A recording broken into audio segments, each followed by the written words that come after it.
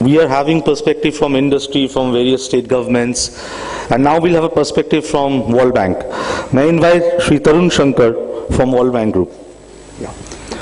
And as Deputy CM of Goa and Deputy CM of Telangana was saying, we can proudly say that Elets Knowledge Exchange Goa is having a brilliant conference in terms of participation from across India. We have participation from Sikkim delegation is sitting here, from Andhra Pradesh, from Telangana, from Bangalore, from Madhya Pradesh, from Chhattisgarh, from Karnataka, from various other states.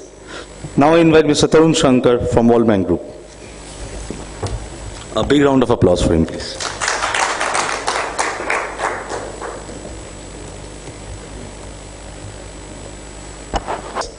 Participants at the conference and the organizers. I'm seized of the fact that this has been a delayed session and we are heading into lunch, so I won't take a long time.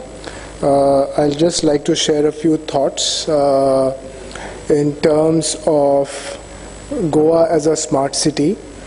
There are a lot of interesting projects which you have identified as part of the smart city plan. As the Honorable Deputy Chief Minister in his speech earlier in the day mentioned that we need to find smart solutions and a smart way of doing things. Probably the time has come to also be able to find smart ways of actually utilizing the financing which is coming from the central kitty under the Smart City program. So a lot of these projects may not be investment or capital guzzlers.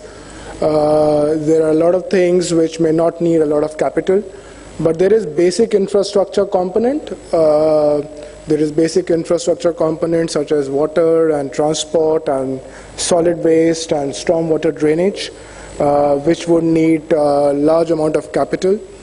And I'm not sure if the capital which is being provided on a yearly basis would suffice, and needless to say, there would have to be other alternate sources of funding to be arranged to be able to successfully implement your smart city plan, all the projects therein, and being able to arrange the funds as the tenders are being awarded under each of these subcomponents.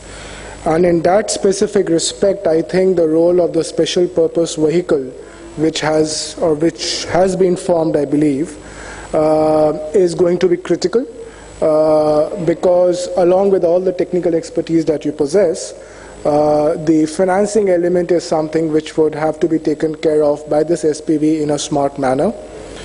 I have a few thoughts in terms of being able to help you find financial resources. This massive program of yours, which is to be implemented, would definitely need structuring our projects, which is absolutely critical. More often than not, the challenge that we have in this country is that the projects are not implemented in time and are way over cost. It is absolutely critical that such contingencies are taken care of when the government is actually planning on managing the financial resources for such projects. And in the context of the macro environment that we are seeing, India has been a high-growing economy. The graph on the left talks about the growth of the economy among the low-income countries. India has surely been an outperformer over the past few years.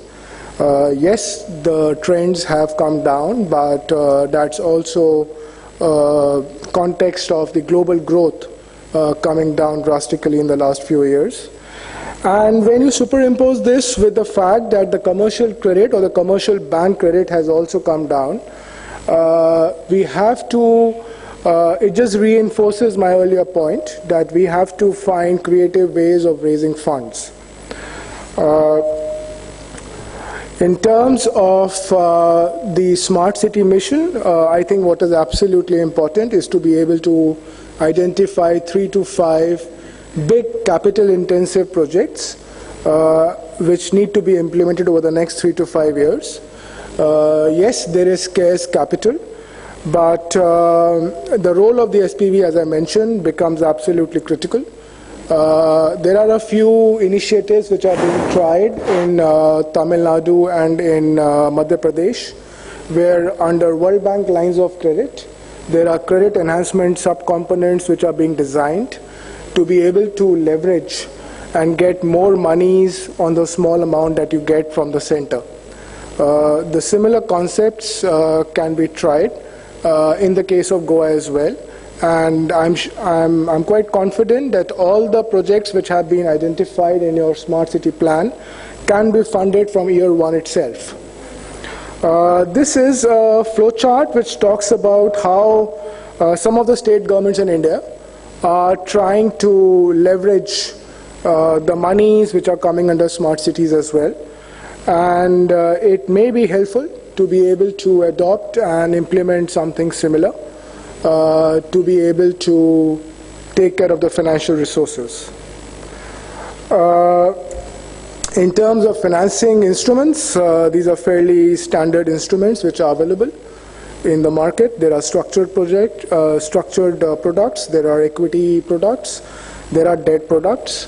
But one has to keep in mind the macroeconomic situation, the contracting capacity within the country at this point, to be able to implement PPPs, the need to be able to take on a bit more public sector involvement and public sector responsibility in implementing projects across the sectors. So whether it's water, wastewater, solid waste, roads, it's infrastructure and waterways, particularly relevant to Goa, urban streets, street lighting, and other services which you've identified. Such kind of examples can be utilized. Very briefly on what IFC is, International Finance Corporation is the private sector arm of the World Bank Group. We are a AAA rated credit rating internationally, and we are present in 100 countries. What we have done in India, we've approximately taken a $15 billion exposure over the last 40 years. Our current exposure is around $5 to $7 billion outstanding. We have tried to do new things in the country. We have tried to support new projects, and the last thing which we have done is basically issuance of offshore masala bonds, which you may have read about in the papers, which is basically raising Indian rupee resources in the international markets. With that, that's the end of my brief presentation. Happy to answer any specific queries that you may have.